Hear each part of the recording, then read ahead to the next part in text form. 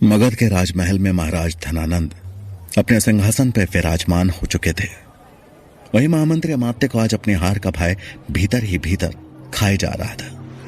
वो इतने भयभीत हो चुके थे कि उन्हें इस बात का ध्यान ही नहीं रहा कि महाराज धनानंद कब से राज्यसभा की कार्यवाही को आगे बढ़ाने के लिए उनकी प्रतीक्षा कर रहे हैं। उन्हें इस तरह खुद में खोया देख महाराज धनानंद ने ऊंचे स्वर में पुकारा, अमात्य। महाराज की आवाज से अमात्य को जैसे होश आया और वो बोले, क्षमा महाराज, वो हम। उनकी बात अभी पूरी भी ना हुई थी कि धनानंद बोले, आपका स्वास्थ्य तो ठीक है ना? जी महाराज। तो आज की सभा की कार्यवाही शुरू की जाए। धनानंद का आदेश मानकर अमात्य ने राज्यसभा की कार्यवाही शुरू की।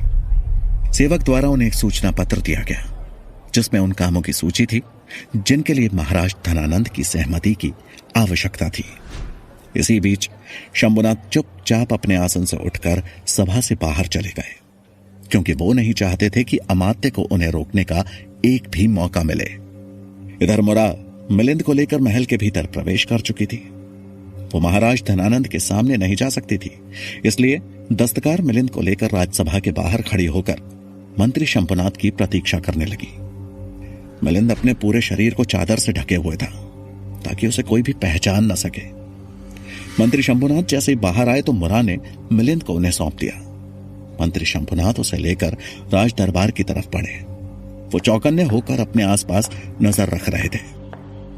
राज दरबार में महाराज धनानंद मगध के मंत्रियों और सभासदों की बात सुन उनकी परेशानियों का निराकरण कर रहे थे। 3 मुश्किलों का हल निकाल लिया गया था, लेकिन चौथी सूचना में मंत्री शंभुनाथ द्वारा महाराज के सामने एक निवेदन रखा जाना था।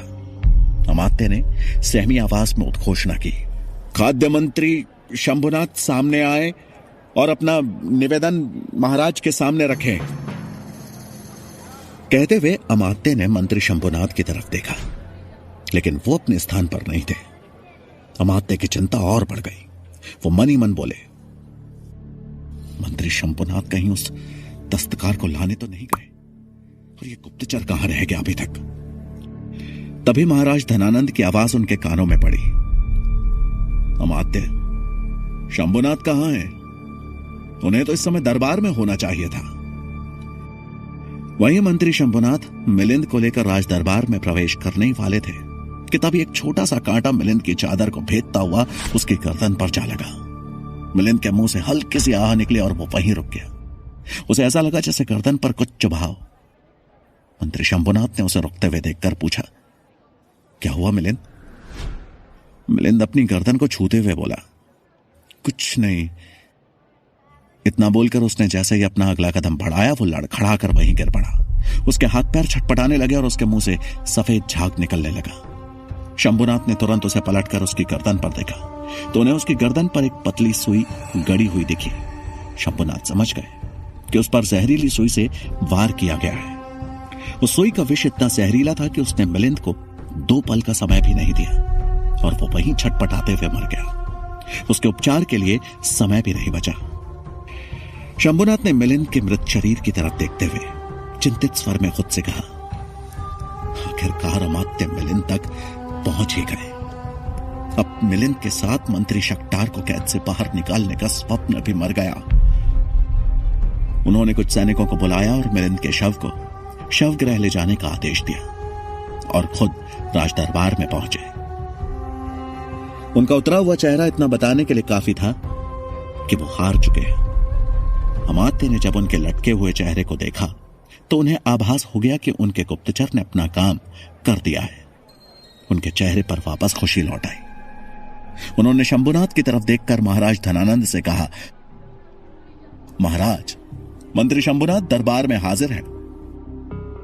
महाराज हैरान होकर बोले, मंत्री शंभुनाथ, आपने हमारा और दरबार में उपस्थित मंत्रिमंडल का कीमती समय नष्ट किया है। आपको उसका मूल्य चुकाना होगा। शंभुनाथ ने हाथ जोड़कर कहा, क्षमा करें महाराज, हम अपने निवेदन के साक्ष्य के लिए गवाह को लाने गए थे। हमारा इरादा आपका या मंत्रिमंडल का समय नष्ट करने का बिल्कुल नहीं था। महाराज धनानंद ने मंत्री शंभुनाथ के पीछे ऐसे देखा जैसे वो उस गवाह को ढूंढ रहे हो। वहां गवाह को न पाकर महाराज बोले, आपका गवाह कहां है मंत्री शंभुनाथ? मंत्री शंभुनाथ ने सर झुकाकर कहा, क्षमा करें महाराज, गवाह किसी कारणवश इस दरबार में उपस्थित नहीं हो पाया। हमारा निवेदन भी उसकी अनुपस्थिति में बेबुनियाद होगा महाराज। हम पुनः आपके क्षमा प्रार्थी हैं। महाराज धनानंद का गुस्सा 7वें आसमान पर पहुंच गया। उन्होंने आंखें दिखाते हुए कहा, मंत्री शंभुनाथ, क्या आप हमारा उपहास कर रहे हैं? आपके गवाह के पास मुझसे भी ज्यादा महत्वपूर्ण कार्य है क्या? आपको इस उपहास का मूल्य चुकाना होगा। शंभुनाथ सर झुकाए चुपचाप खड़े रहे। महाराज धनानंद ने अपने कोषागार मंत्री की तरफ देखा और बोले, कोषाध्यक्ष, मंत्री शंभुनाथ से दंड स्वरूप 200 स्वर्ण सिक्के वसूले जाएं और उनका 1 मास का वेतन रोक दिया जाए। कोषाध्यक्ष ने अपनी सहमति जताई। महाराज धनानंद गुस्से में बोले, आज का दरबार स्थगित किया जाता है। वो गुस्से में वहां से निकल गए। अमात्य के चेहरे पर एक कुटिल मुस्कान थी। वो शंभुनाथ के पास से गुजरे और उन्हें सुनाते हुए बोले, आपके गवाह किसी कारणवश नहीं आ पाए या मृत पाए गए? शंभुनाथ ने कुछ नहीं कहा। वो तब तक राज दरबार के बीचों बीच खड़े रहे जब तक कि राज दरबार खाली नहीं हो गया। उन्होंने एक नजर सिंहासन और आसपास अमात्य और मंत्रियों के बैठने वाली जगह पर डाली और अपने मन में उम्मीद जगाते हुए बोले, अन्याय और छल की उम्र ज्यादा नहीं होती। एक दिन इस राज्यसभा में न्याय और न्याय प्रिय लोगों का शासन अवश्य होगा। मगध में भले ही शंभुनाथ हार चुके थे, लेकिन उनके भीतर यह उम्मीद जिंदा थी कि एक दिन मगध का भविष्य अवश्य बदलेगा। और यह उम्मीद थी चंद्रगुप्त, जो पूरे मनोयोग से तक्षशिला में शिक्षा ग्रहण कर रहा था। आचार्य गजानन आज अपनी कक्षा में एक नया पाठ पढ़ा रहे थे। चंद्रगुप्त, पब्बत और वीरसेन तीनों ही अन्य छात्रों के साथ उनकी कक्षा में उपस्थित थे। गजानन के चेहरे पर आज भी कोई द्वेष नजर नहीं आ रहा था। उसके विपरीत आज उनमें एक संतोष का भाव था। आचार्य गजानन ने वनस्पति विज्ञान से जुड़े एक श्लोक को छात्रों को याद कराया और फिर उसका अर्थ समझाते हुए बोले, मजबूत पेड़ों को उनकी जमीन से उखाड़ना बहुत मुश्किल होता है, क्योंकि उनकी जड़ें जमीन के अंदर तक धंसी होती हैं। यह अलग बात है कि कमजोर पौधे अक्सर हवा के झोंके से उखड़ जाया करते हैं और नई जमीन की तलाश करते हैं। कई लोग यही गलती करते हैं, पुराने और मजबूत पेड़ के आसपास नए पौधे लगा देते हैं ताकि वो जल्दी पनप सके, लेकिन होता ठीक इसके विपरीत है। अर्थ समझने के बाद चंद्रगुप्त बोला, आचार्य, एक प्रश्न है। गजानन ने शांत भाव से कहा, आप पूछो चंद्रगुप्त। जिज्ञासा को मन में कभी दबाना नहीं चाहिए। चंद्रगुप्त बोला, आचार्य, तो क्या कमजोर पौधे कभी पेड़ों की तरह मजबूत नहीं बन सकते? आचार्य ने समझाते हुए कहा, बन सकते हैं, यदि उन्हें सही जमीन पर लगाया जाए और उनका संरक्षण सही हाथों में हो। आचार्य गजानन का व्यंग उनके शांत भाव के चलते किसी को समझ नहीं आया। पब्बत और वीरसेन भी हैरान थे कि आज आचार्य को हो क्या गया है। चंद्रगुप्त को हीन भाव से देखने वाले आचार्य का मन अचानक बदल कैसे गया। वीरसेन तभी आवाज में पब्बत से बोला, आचार्य को आज हो क्या गया है? कहीं उन्होंने आचार्य चाणक्य से डरकर मैदान तो नहीं छोड़ दिया? पब्बत हैरान होकर बोला, ये तो मेरे भी समझ से परे है। आचार्य गजानन सच में बदल गए या बदलाव का नाटक कर रहे हैं? तभी गजानन ने पब्बत और वीरसेन की तरफ देखते हुए कठोर स्वर में कहा, अगर किसी का इस कक्षा की पढ़ाई में ध्यान नहीं लग रहा तो वो अभी कक्षा से बाहर जा सकता है। पब्बत समझ गया कि ये उसे ही बोला जा रहा है। उसे अंदर ही अंदर आचार्य गजानन पर गुस्सा आया, लेकिन चुप रहा। चंद्रगुप्त भी यह देखकर हैरान था कि आज उसके प्रति आचार्य गजानन का व्यवहार अचानक बदल कैसे गया। उसे इस बदलाव के पीछे किसी षड्यंत्र की बू आ रही थी और वो गलत नहीं था। मगध के कारावास में मंत्री शक्टार बेचैनी से कभी टहलते, तो कभी पत्थर के बने स्थान पर बैठ जाते। उन्हें पूर्ण विश्वास था कि आज शंभुनाथ उन्हें कारावास से छुड़वा लेंगे। उनका ध्यान बार बार दरवाजे की तरफ जा रहा था कि कब दरवाजा खुले और वो दोबारा खुली हवा में सांस ले सके। तभी कुछ सैनिकों के द्वार के करीब आने की हलचल हुई। वो उत्सुक हो गए और मन ही मन बोले, अवश्य ही शंभुनाथ मेरी रिहाई का फरमान लेकर आए होंगे। वो अपने दोनों हाथ फैलाकर द्वार की तरफ बोलते हुए पड़े, शंभुनाथ।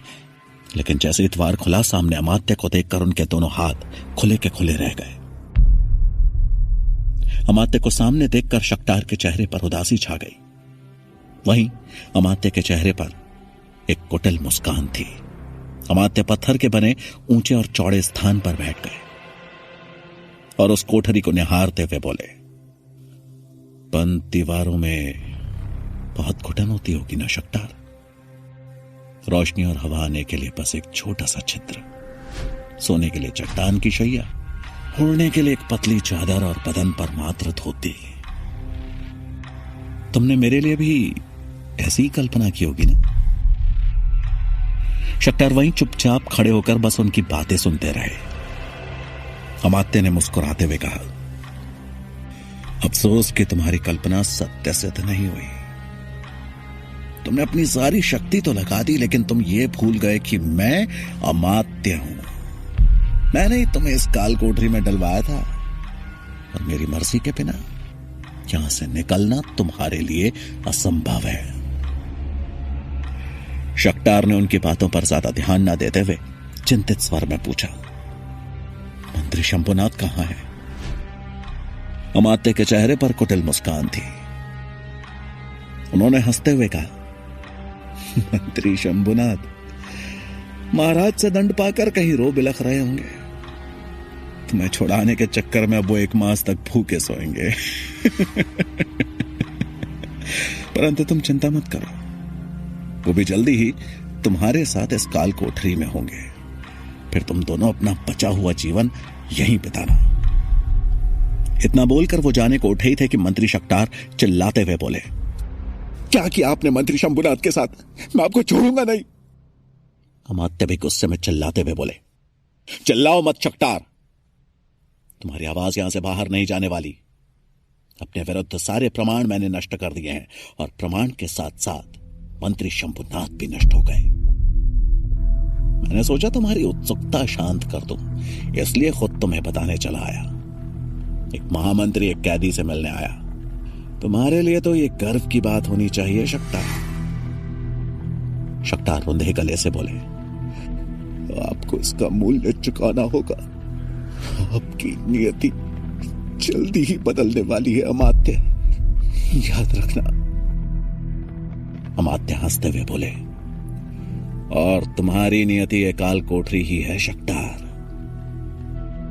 जितना शीघ्र सत्य को स्वीकार करोगे, जीवन जीना आसान हो जाएगा। इतना बोलकर उन्होंने अपने दोशाले को 2 बार अपने हाथों में लपेटा और काल कोठरी से बाहर निकलते हुए एक सैनिक को आदेश दिया, यहां दिन रात निगरानी बढ़ा दो और अब इन्हें सिर्फ 1 वक्त का खाना दिया जाए।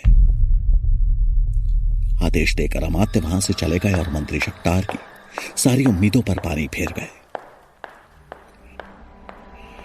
शक्टार और शंभुनाथ भले ही अमात्य से हार चुके थे, लेकिन तक्षशिला में पब्बत किसी भी स्थिति में हार मानने को तैयार नहीं था। सभी कक्षाओं के खत्म होने के बाद पब्बत और वीरसेन आचार्य गजानन से मिलने उनके कक्ष में आए। राजहंस वहां पहले से ही मौजूद था। पब्बत और वीरसेन को देखते ही गजानन ने राजहंस की तरफ देखा और कहा, तुम जा सकते हो राजहंस। राजहंस को यह बड़ा अटपटा लगा। उसने मन ही मन कहा, अब ऐसा क्या करने वाले हैं आचार्य गजानन इनके साथ? कहीं फिर से किसी योजना की तैयारी तो नहीं हो रही? राजहंस को वहीं खड़ा देख पब्बत झड़कते हुए बोला, क्या सोचने लगे? आचार्य का आदेश नहीं सुना? अब जाओ यहां से। राजहंस बिना कुछ बोले उस कक्ष से निकल गया, लेकिन संदेह के बीज उसके मन में उपजने शुरू हो चुके थे। वहीं राजहंस के कक्ष से जाते ही पब्बत ने गजानन की तरफ देखते हुए हल्के गुस्से में कहा, आचार्य, कक्षा में कैसा व्यवहार था आपका हमारे साथ? आपको आचार्य चाणक्य का डर सताने लगा है या चंद्रगुप्त पर अपना प्रेम लुटा रहे थे? गजानन मुस्कुराते हुए बोले, खा गए ना तुम भी धोखा। अब यही चाल चलनी है आचार्य चाणक्य के साथ। अगर सीधे तरीके से मात ना दे सको तो छल का सहारा लेना ही पड़ता है। पब्बत हैरान होकर बोला, आचार्य मैं कुछ समझा नहीं, क्या आपके पास पुनः कोई योजना है? गजानन बोले, मेरे पास नहीं, मालकेतु के पास है। हमें तो बस उसकी सहायता करनी है। पब्बत हैरान था। उसने कहा, आप मालकेतु से मिले थे और उसकी सहायता करनी है, पर उसकी योजना क्या है? गजानन बोले, योजना तो मालकेतु ने नहीं बताई, पर उसका परिणाम अवश्य बता सकता हूं। अगर वो अपनी योजना में सफल हुआ तो चाणक्य, चंद्रगुप्त, सूरजमल और सुकेतु का सफाया एक साथ हो जाएगा। ये बात सुनते ही पब्बत और वीरसेन का चेहरा खिल उठा, लेकिन फिर कुछ सोचते हुए पब्बत बोला, आचार्य मुझे मालकेतु पर संदेह नहीं है, लेकिन उसकी योजनाओं पर है। पहले भी वो अपने काम में असफल हो चुका है। गजानन बोले, पुत्र, पराजय तो जय की तरफ बढ़ाया हुआ पहला कदम होता है। हमें पहली गलती से सीख लेकर ही आगे बढ़ना होगा। हमें विश्वास है कि इस बार मालकेतु अवश्य सफल होगा और हमारा आशीर्वाद उसके साथ है। ऐसा कहते हुए गजानन के चेहरे पर एक दृढ़ता का भाव था, जिसे देख पब्बत और वीरसेन के मन में भी एक उम्मीद जागी थी। जहां आचार्य गजानन को मालकेतु पर विश्वास था, वहीं मालकेतु अपनी योजना को अंजाम देने के लिए जंगल में पहुंचा। काफी ढूंढने के बाद उसे उन डकैतों का नया ठिकाना मिल गया, जिन पर कुछ रात पहले चंद्रगुप्त और सुकन्या नजर रखने आए थे।